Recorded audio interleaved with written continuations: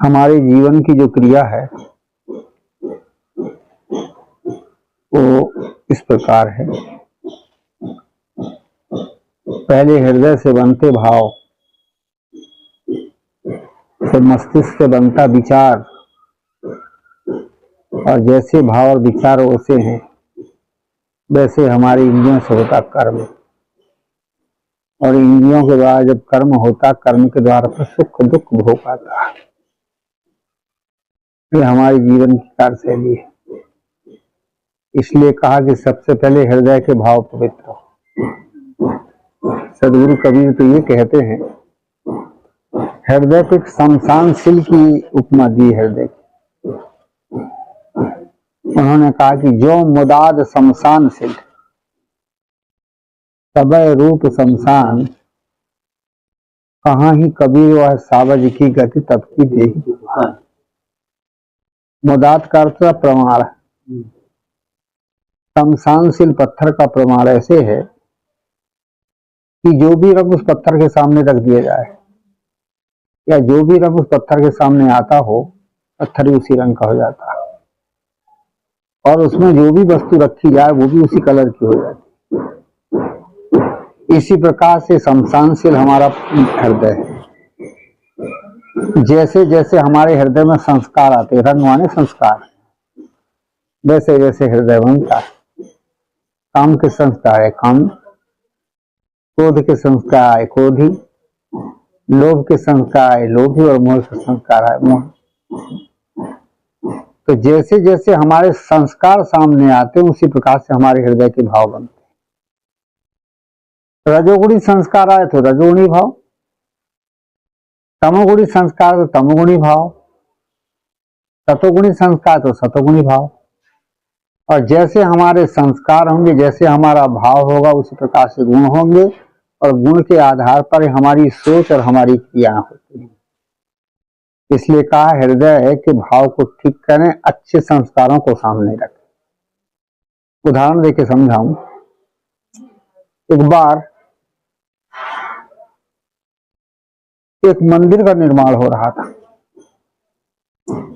और उस मंदिर के निर्माण में 3 कारीगर पत्थर तोड़ रहे थे।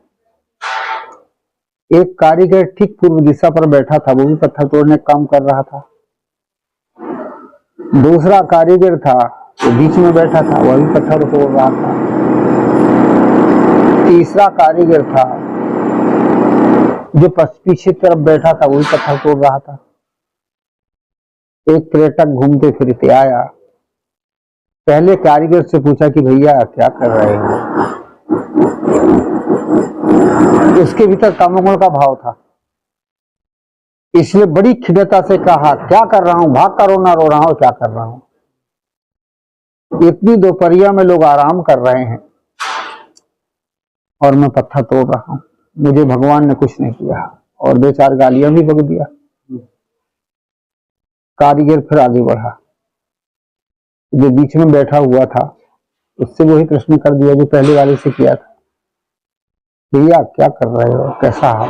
पेट का धंधा कर रहा हूं, यदि कुछ ना करूं तो मेरा शरीर है, मेरा परिवार है, आए गए लोग हैं, इनके लिए भी कुछ करना पड़ेगा, अपने लिए भी करना पड़ेगा, इसलिए मैं पेट का धंधा कर रहा हूं। बड़ी सामान्य भाषा से बोला।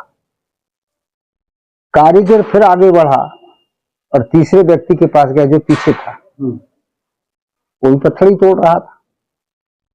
उससे वही प्रश्न किया था जो उन दोनों से किया था, क्या भैया क्या कर रहा है। उसने कहा साहब मंदिर ऐसे धर्म का कार्य हो रहा है और उसमें मेरा भी सौभाग्य जो सेवा का अवसर मिला। अब इस उदाहरण से हम समझें, पहला जो व्यक्ति के भाव में था तमोगुण, इसलिए तामस प्रवृत्ति के आधार पर काम तो कर रहा था और तमोगुण संयुक्त काम कर रहा था, इसलिए वो क्या कर रहा था, भाग कर रोना रो रहा था, माने धांधली कर रहा था, काम नहीं कर रहा था। जो आदमी रोना रोता है वो काम नहीं करता, वो धांधली करता। काम को चुरा के काम करेगा, कम काम करेगा, या अनचाहे मन से करेगा, श्रद्धा से थोड़ी करेगा। तो वो कर रहा था धांधली, तामसी आदमी जो होता, जब तमोगुण का प्रभाव हमारे पास में रहता तो हम धांधली करते हैं, बेईमानी करते हैं, छल करते हैं और क्या क्या। अप्रियता, और जो दूसरा व्यक्ति जो था वो था रजोगुण। रजोगुण से होता कर्म, इसलिए वो अपने जीवन के कर्म कर रहा था, माने धंधा कर रहा था स्वयं के लिए, परिवार के लिए। तीसरा जो व्यक्ति था वो था सतोगुणी। वो क्या कर रहा था? वो धर्म कर रहा था, धर्म कर रहा था। वो स्व के लिए तो कर ही रहा था, परंतु परोपकार की भावना से कर रहा है। ये है हृदय के अलग अलग भाव, है ना। तमोगुण से धांधली हो, रजोगुण से हम धंधा करेंगे और सतोगुण से हम धर्म करेंगे। इसलिए हमेशा हमारे भीतर में सात्विक विचार होते रहना चाहिए। और ये सात्विक विचार कब होते हैं? जब संतों का संगत, ज्ञानियों की संगत, धर्म की चर्चा चले, आदमी के भीतर सतोगुणी प्रवृत्ति आ जाती और वही सतोगुणी प्रवृत्ति फिर उसके जीवन में और सात्विकता का एक दिशा देती है और उससे आगे बढ़ते जाता।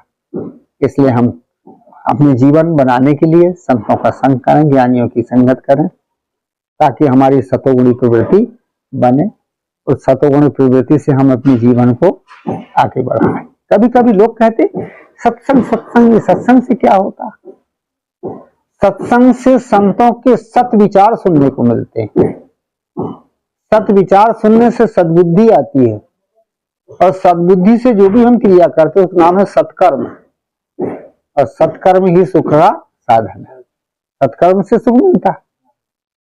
इसलिए हृदय के भाव ठीक होना चाहिए। संत गुरुजन कहते हैं कि सदगुरु कबीर कहते हैं जो मुदाद शमशानशील, जैसे शमशानशील पत्थर का प्रमाण है कि जो भी रंग उसके सामने आता वो उसी प्रकार का हो जाता है। इसी प्रकार से आदमी के जैसे जैसे भाव आएंगे वैसे वैसे विचार होंगे, वैसे वैसे क्रियाएं होंगी और वैसे वैसे उसके कर्म होंगे। इसलिए हृदय के भाव को बदलो। शरीर तो बदलता, बच्चे थे, जवान हुए, वो बच्चेपना का सुंदर रूप नहीं रह गया। जवान होगा, वो जवानपना का बलवान रूप जो था वो बुढ़ापे में नहीं रहेगा। और एक दिन ये शरीर जब छूट जाएगा तो ये बुढ़ापे का शरीर है वो भी नहीं रहेगा। तो बदलता ही है ना, ये तो बदलने वाला है। उसको बदलना नहीं, वो तो स्वयं बदलेगा। पर आदमी इतना उल्टा है कि उसको बदलना चाहता। जवान आदमी, बूढ़ा आदमी जवान बनना चाहता है। और क्या क्या आजकल के प्रसाधन निकले हैं, लोग सुंदर है बनने के लिए मेकअप करवाते हैं, बत्तीसी जलवाते हैं। खैर खाने के लिए तो बत्तीसी लाभ की जरूरत है, परंतु शौक शान के लिए भी तो करते हैं लोग। इसलिए कहा जाता है कि ये बदलो मत, ये तो बदलती रहेगी। बदलने वाली चीज है, वो बदलती रहेगी। बड़ा सुंदर एक जगह कहा है, इस बदलते जमाने में तू भी बदल, जरा मुड़कर के देखो तू अपनी तरफ, देह की ये उपाधि बदलती रही, तू न बदला ये सन्मुख बदल जाएगा। ये शरीर का जो है, देह की उपाधि तो बदलेगी। जन्म लेंगे, जवानी आएगी, अधेड़ बनेंगे, बुढ़ापा हो आएगा, एक दिन शरीर छूट जाएगा। ये तो ऐसे होगा, पर जो वास्तविक चीज है उसको बदलने की जरूरत है। और इस बदलने के अलग अलग साधन है। सबसे पहला साधन है सत्संग, दूसरा साधन है उपासना और तीसरा साधन है साधना करना। उदाहरण देके समझाऊं। एक महात्मा जी थे और महात्मा जी ने एक घोड़ा रखा था। पहले पहले सब महात्मा घोड़ा में बैठते थे, अब इधर ही रिवाज था। तो महात्मा जी का जो घोड़ा था वो इतना बढ़िया घोड़ा था कि वो कभी खोता ही नहीं था। होना समझते ना। और यदि कहीं भूल भटक भी जाए तो वो वापस अपनी जगह पर आ जाता था। इसलिए उनका घोड़ा चोरी होता ही नहीं था। महात्मा परेशान रहते नहीं थे, क्या चोरी हो तो परेशान हो आदमी। तो इसी प्रकार से आत्मा रूपी महात्मा है। महात्मा जी अपने घोड़े को कहां कहां रखते थे? सबसे पहले महात्मा स्नान करने जाते नदी में, तो नदी में जाते साथ में घोड़ा ले जाते, सामने बंधा रहता था, आसपास चलते रहता था। दूसरे नंबर में महात्मा जी फिर स्नान करके जब आते तो मंदिर में जाते उपासना आदि पूजा पाठ के लिए, घोड़े को भी ले जाते, घोड़ा भी सामने रहता। तीसरे नंबर फिर महात्मा जी क्या काम करते, कभी कभी एकांत साधना के लिए शमशान में भी जाते थे, और शमशान में भी घोड़ा सामने बंधा रहता था।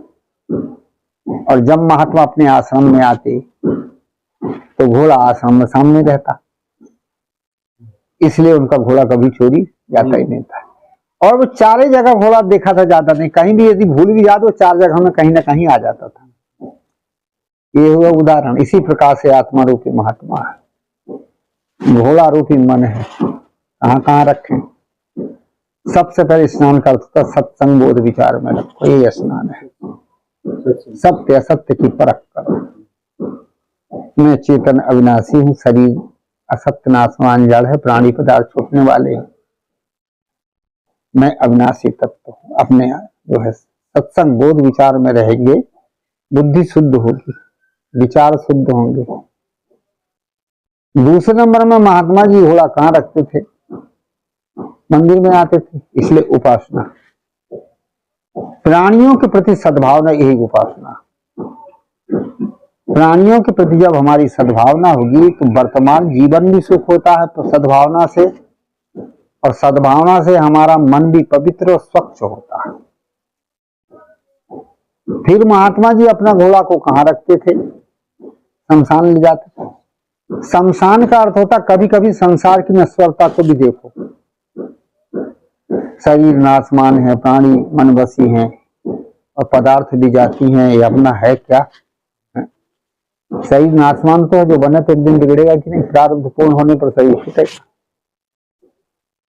और जिन प्राणी को हमने अपना माना वो मनवसी है, हमारा और उनका मन जब तक पड़ता तब तक, हमारे जन्म मन न पटे तो एक दूसरा के ऊपर एक दूसरा बन जाता है कि अपना है क्या।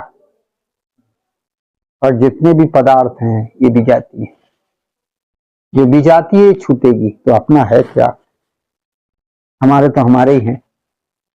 इससे निराशा आती, संसार से राग हटता है।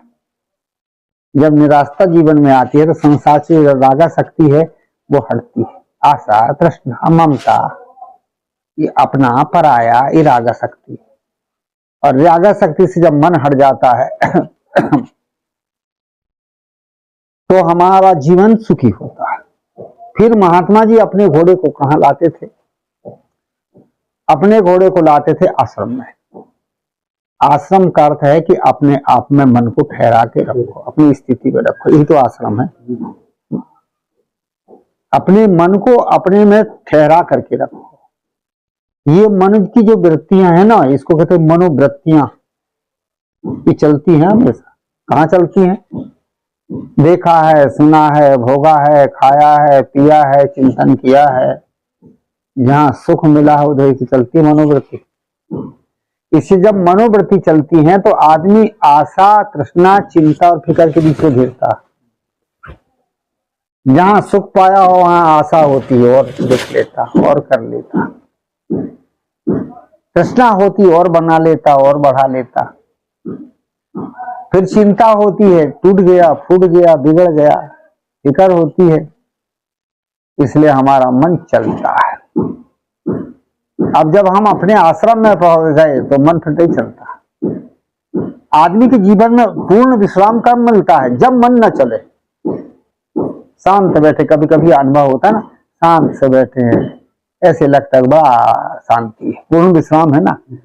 और जरा थोड़ा सा इधर उधर का चिंतन आया, लक्ष्य बदलता, सोचने लगता, बैठा बैठा भी नजर से पता चल जाता, देख रहा है, सोच रहा है, कुछ तो सोच रहा है।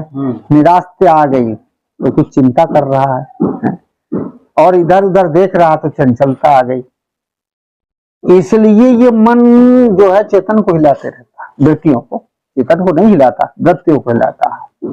बड़ी सुंदर सी निर्मल साहब ने कहा, शिखा दीप को जैसे वायु हिलावे, तथा जीव ही को विषय घेरी। जैसे दीपक की जो है शिखा को हवा हिलाती है, ऐसे ही जीव को विषयों के संस्कार घेरते हैं और वो चंचल बन जाता। शिखा दीप को जैसे वायु हिलावे, तथा जीव ही को विषय घेरे घाले। जल के हिले जैसे प्रतिबिंब हाले।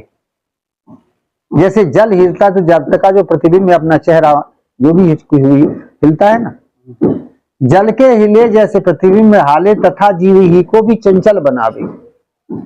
इसी प्रकार से जीव चंचल बन जाता है, मनोवृत्तियों के कारण चलायमान होने लगता है, अशांत, परेशान, हैरान और सब प्रकार की ये छुट्टी। हाँ, आत्म शांति अपने में ठहर गए।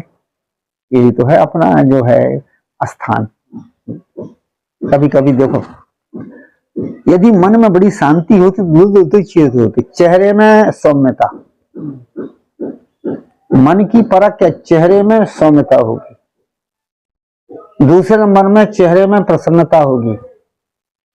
तीसरे नंबर में चेहरे में जो है और एक आभा झलकती है। तीन होते शांति में, चेहरे की आभा, प्रसन्नता और इसी का नाम है सौंदर्य। ये बाहर का सौंदर्य नहीं, एक शब्द आता है ना, सत्यम शिवम सुंदरम। जब हमारे भीतर सत्य में मन ठहर जाता, हमने अपने में ठहर जाता है, तो चेहरा में सुंदरता आती है।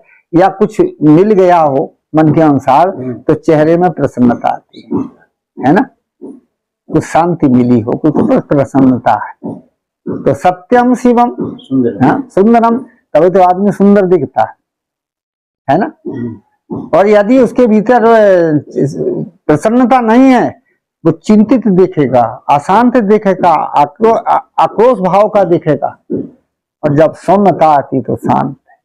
एक वो बंधा ना आभा मंडल फोटो बना देते ना ऐसे, वो व्यक्ति का व्यक्तित्व है। वो व्यक्ति का व्यक्तित्व अपने आप झलकता है। इसलिए कहा जाता है कि जब हमारे जीवन में शांति आती है तो एकदम अस्थिरता आ जाती है, मन शांत होता है, वही हमारा आसान। इसके लिए क्या करें, जो मन में आ रहा चिंता, फिकर, राग, द्वेष, इसको हटा करके अपने में ठहर जाओ। ठहर गए। तो मैं बता रहा था कि जिस प्रकार से शमशानशील पत्थर जो है का प्रमाण है, जैसे जैसे संस्कार सामने आते हैं उसी प्रकार का पत्थर हो जाता है। ऐसे हमारे जैसे जैसे संस्कार आते वैसे हमारा हृदय की, हमारी मनोवृत्ति बन जाती है। तो संस्कार को ठीक करने के लिए संतों के सत्संग की जरूरत है। कभी कभी लोग कहा करते हैं ये दर्शन और प्रसन्न से क्या मिलता, लोग कहते हैं चल दर्शन प्रसन्न कर लो। संतों के दर्शन से संस्कार पवित्र होते और संतों के प्रसन्न से, ज्ञान से हमें अपनी अज्ञानता देखने को मिलती है और उसके साथ साथ में अपने आप की गरिमा भी परखने में आती है कि हम मानव हैं, हम चेतन हैं। ये गरिमा परखने में आती तो आत्मबल बढ़ता है। आत्मबल जब बढ़ता है तो आदमी फिर उत्साहित होकर आगे पुरुषार्थ करता है। आत्मबल न बढ़े तो पुरुषार्थ कैसे करे। दूसरे नंबर में जो है आत्मबल बढ़ता है और फिर आत्मबल बढ़ने से अपनी ना समझी, अपनी अज्ञानता अपने आप देखने को मिल जाती है। और देखने को जब बल जाती है तो परख लेती है हमारी कमी है, सुधार लेता है। आत्मबल बढ़ने से अपना विवेक जागता है और विवेक जागने पर अपनी कमी, अपनी अज्ञानता अपने को दिखती है। और अज्ञानता जब दिखने में आगे तो वो अपने आप देख लेता, परख के हटा लेता। ये संतों के प्रसन्न से और संतों के दर्शन से हमारे जो मलिन संस्कार है पूर्व के, वो मलिन संस्कार शुद्ध हो जाते हैं। अब कौन से मलिन संस्कार, अनादिकाल से हम कई खानियों में गए है ना, चारों खानी में गए, कई शरीर बनाए, वो घटाध्यास संचित हमारे पास है। इसको कहते घटाध्यास संचित, पूर्व अवशेष पहले का। मनुष्य में आने पर भी वो घटाध्यास संचित है और वो घटाध्यास जो संचित है वो हमारे संस्कारों को मलिन करता है। घटाध्यास संचित जो है पहले का, वो हमारे संस्कारों को मलिन करता है और मलिन संसार होने पर हम वही मलिन काम करते हैं, पशुओं का जैसा। इसलिए चाणक्य ने बड़ा सुंदर कहा है कि नीच खानी से और मनुष्य खानी में आए हुए प्राणी के क्या लक्षण है।